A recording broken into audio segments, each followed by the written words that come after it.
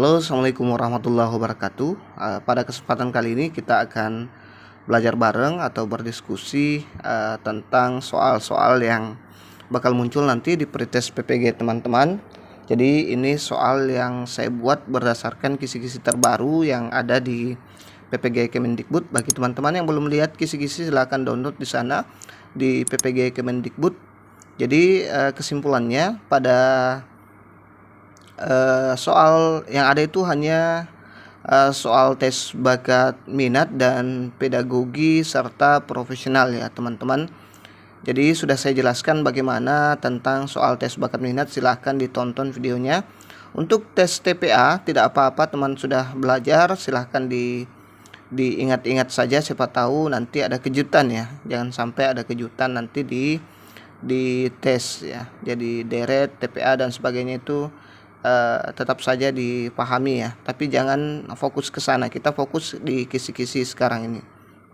Jadi dari semua kisi-kisi yang sudah saya lihat dari bahasa Indonesia maupun bahasa Inggris maupun SD, semua sama tentang pedagoginya ya, semua pedagoginya sama ya. Bukan pedagoginya tapi di bakat minatnya ya. Jadi ini saya buat untuk semua mapel ya. Jadi untuk semua mapel semua sama untuk bakat minatnya. Ada nasionalisme, ada patriotisme, ada sikap berwibawa, ada sikap tegas, ada sikap disiplin dan sebagainya. Insya Allah nanti kita akan perbanyak soal-soalnya. Mudah-mudahan diberi kesempatan dan waktu luang untuk berbagi dengan teman-teman. Bagi yang baru bergabung, jangan lupa subscribe, like, dan berkomentarlah ya teman-teman, biar saya makin semangat. Tanpa berlama-lama kita langsung masuk ke soal yang pertama. Raden Mas Suardi Suryaningrat atau dikenal dengan Ki Hajar Dewantara adalah seorang tokoh bangsa yang terkenal dengan kesederhanaannya. Bahkan ia mengharuskan anggota keluarganya menggunakan barang produksi lokal yang harganya murah. Dari sikap beliau dapat dikatakan bahwa beliau memiliki integritas yang tinggi karena A. Memilih menggunakan produk lokal demi kemajuan bangsa. B. Memilih barang yang harganya murah sehingga memberikan contoh bagi anggota keluarganya. C. Memiliki kebiasaan yang baik pada dirinya dan ditanamkan dalam keluarganya dan masyarakat. D. Tidak boros dan hidup bersahaja sehingga tidak menunjukkan perbedaan dengan masyarakat pada umumnya. E. Mengurangi perbedaan dengan masyarakat biasa walaupun seorang bangsawan ternama dengan cara menggunakan barang produk lokal yang murah. Oke, kira-kira yang mana jawabannya teman-teman? Silahkan dijawab. Oke, benar sekali. Jadi jawaban yang tepat ada di option A ya. Memilih menggunakan produk lokal demi kemajuan bangsa. Jadi ini adalah salah satu sikap nasionalisme sekaligus patriotisme. Jadi tidak harus berperang seperti yang dulu-dulu ya. Seperti orang tua kita, ini secara tidak langsung memunculkan sikap nasionalisme, cinta tanah air dan patriotisme untuk membangun negara agar tidak kembali dijajah lagi ya teman-teman. Baik, kita lanjut ke soal berikutnya. Setelah melewati berbagai perjuangan dan mendapatkan kemerdekaan, bangsa Indonesia masih menghadapi beragam ancaman bagi pertahanan dan keamanan negara. Atas dasar tersebut dilakukan upaya pertahanan negara yang bertujuan A. Mempertahankan kemerdekaan negara Indonesia dan kembali terjajahnya bangsa Indonesia oleh bangsa lain. B. Agar kedaulatan NKRI tetap terjaga dan utuh serta melindungi segenap tumpah darah Indonesia. C. Untuk memperkuat pertahanan dan keamanan negara sehingga kewibawaan bangsa dan Indonesia tetap dihargai dan dihormati oleh bangsa lain. D. Untuk menunjukkan bahwa NKRI adalah sebuah negara yang besar dan tangguh. E. Untuk menunjukkan bahwa bangsa Indonesia adalah bangsa yang kuat dan siap menghadapi segala tantangan. Kira-kira yang mana jawabannya teman-teman? Ya, benar sekali. Jadi jawaban yang tepat adalah option E ya. Untuk menunjukkan bahwa bangsa Indonesia adalah bangsa yang kuat dan siap menghadapi segala tantangannya. Jadi sekarang itu kita menuju manusia 4.0 seperti yang sudah saya bahas. Di sini kalau kita sudah bisa mencapai target ini, manusia 4.0, insya Allah kita bisa menunjukkan bahwa bangsa Indonesia adalah bangsa yang kuat dan siap menerima segala tantangan ke depannya ya teman-teman. Insya Allah nanti kalau teman-teman lulus, teman-teman akan membahas apa itu manusia 4.0 untuk menghadapi tantangan-tantangan ke depannya. Kita lanjut ke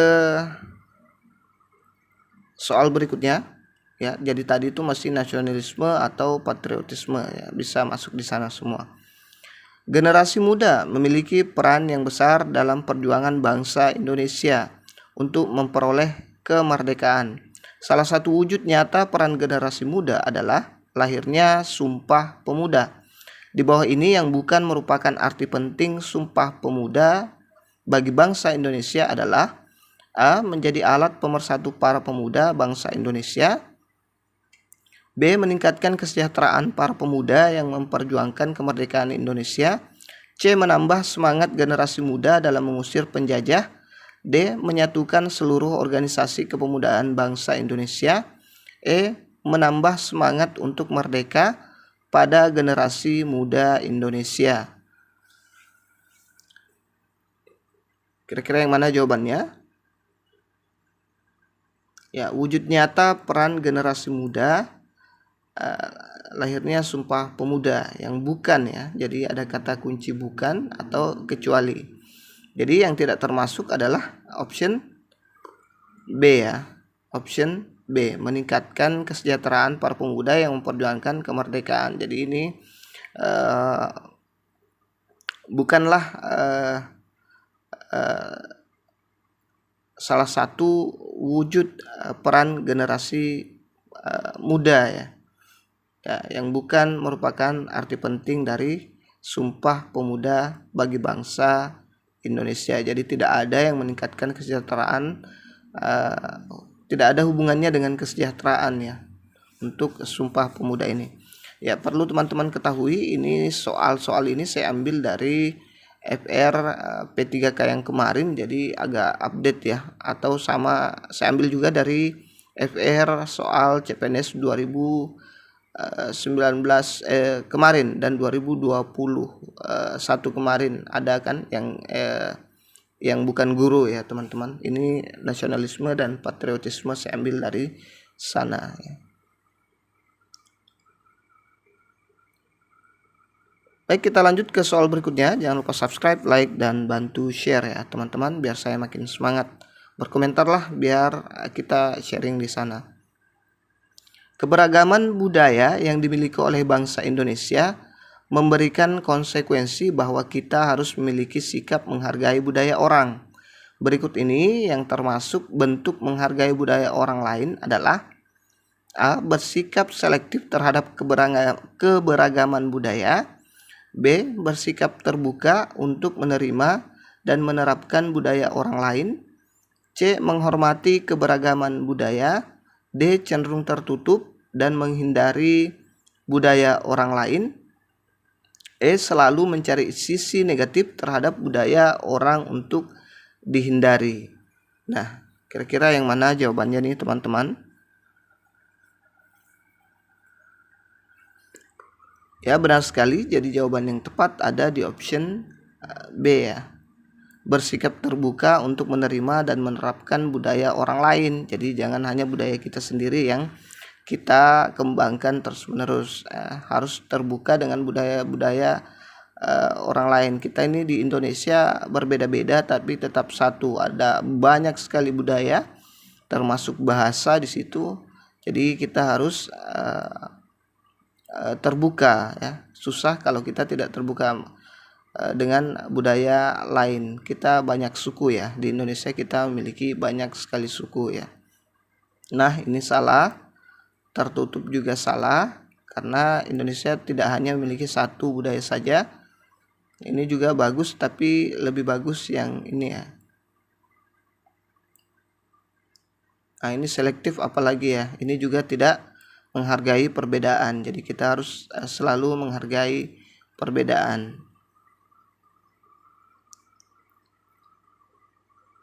Lanjut ke soal berikutnya. Berdasarkan introspeksi dan pendapat teman sesama guru, pribadi yang mencerminkan saya adalah A. Orang yang sulit untuk mengapresiasi perbedaan cara siswa dalam menyelesaikan soal karena membuat bingung yang lain. B. Orang yang dapat mengapresiasi perbedaan namun hanya untuk hal-hal yang dapat dipahami saja. C. Orang yang bisa menyembunyikan pikiran dan perasaan yang tidak senang terhadap siswa ketika ada perbedaan dalam menilai sesuatu.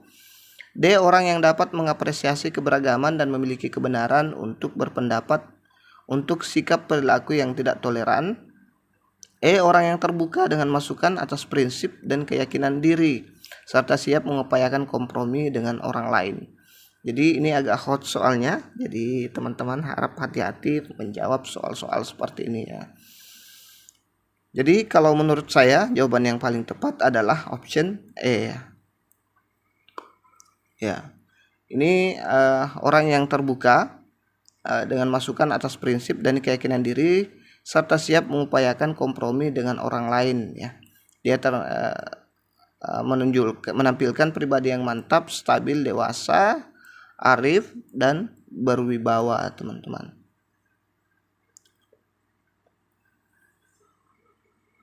Kita lanjut ke soal berikutnya. Seorang guru menegur salah satu siswa saat mata pelajaran sedang berlangsung karena ia tidak mendengarkan penjelasan dari guru dan malah bermain handphone. Pernyataan yang patut digunakan guru untuk siswa tersebut adalah A. Sini berikan kepada saya handphone. Kamu ini waktunya pelajaran malah bermain handphone sendiri. B. Kamu sedang melakukan apa dengan handphone itu? Ayo dimatikan segera, fokus pada penjelasan pelajaran ini. C. Tolong disimpan dulu handphonenya, saat ini sedang berpelajaran. Kamu dapat menggunakannya nanti pada jam istirahat atau setelah pulang sekolah. D. Berikan handphonenya ke saya. Kamu tidak menghargai guru. Jika tidak ingin mengikuti pelajaran, silakan keluar dari kelas. E. Tanpa pernyataan seraya merampas handphone siswa sambil terus menjelaskan pelajaran. Kira-kira yang mana jawaban yang tepat di sini, teman-teman? Ya, benar sekali. Jadi jawaban yang tepat adalah option C ya. Jadi pernyataan yang patut digunakan guru adalah harus efektif ya. Efektif itu dia tidak menyakiti hati siswa. Pokoknya silahkan dibuka lagi apa itu berkomunikasi secara efektif. Teman-teman nanti akan dapat di modul insyaallah kalau lulus ya. Berkomunikasi efektif dengan peserta didik. Nah, di sini juga dia bersikap tegas ya. Bukan berarti tutur katanya lembut, tidak kasar, malah dianggap itu tidak tegas. Nah, di sini dia sangat tegas tapi menggunakan bahasa yang efektif ya. Tetap santun sesama peserta kepada peserta didik ya. Orang tua dan masyarakat ini sangat dibutuhkan sekali ya. Jadi jawaban yang tepat ada di option C ya.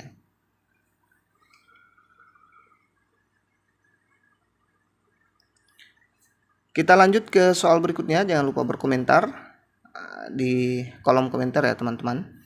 Di sekolah Anda mengajar mayoritas siswa beragama Islam, namun ada juga yang beragama non-Islam. Ketika memasuki bulan Ramadan, Anda mendapati siswa non-muslim yang sedang makan di depan kelas ketika teman-teman yang lain sedang menjalankan ibadah puasa. Sebagai seorang guru, apa yang Anda lakukan untuk menyikapi hal tersebut?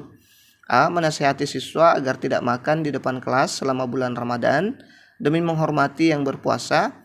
B. Keduanya memiliki hak masing-masing. Saya salah ketik. boleh berbuat sesuai keyakinannya. C. Menasihatinya siswa yang sedang puasa Ramadan bahwa makan dimanapun itu hak mereka. D. Meminta siswa tersebut untuk makan di tempat yang sepi agar tidak kelihatan teman-temannya yang sedang berpuasa. E. Tidak peduli dengan tindakan yang dilakukan siswa tersebut. Nah, kira-kira yang mana jawaban yang tepat, teman-teman? Ya, benar sekali. Jadi jawaban yang tepat adalah menasihati agar siswa tidak makan di depan kelas selama bulan Ramadan untuk menghormati atau menghargai agama yang lain ya, yang sedang berpuasa pada hari itu. Ini juga bagus di option D, tapi kita tidak menasihati ya. Menasihati lebih bagus menjelaskan ke mereka bahwa kita ini beragam. Kita memberikan juga contoh yang baik kepada siswa-siswi kita, saling menghargai antara satu dengan yang lain. Kita ini Bhinneka Tunggal Ika, punya keberagaman dalam berbudaya maupun beragama ya.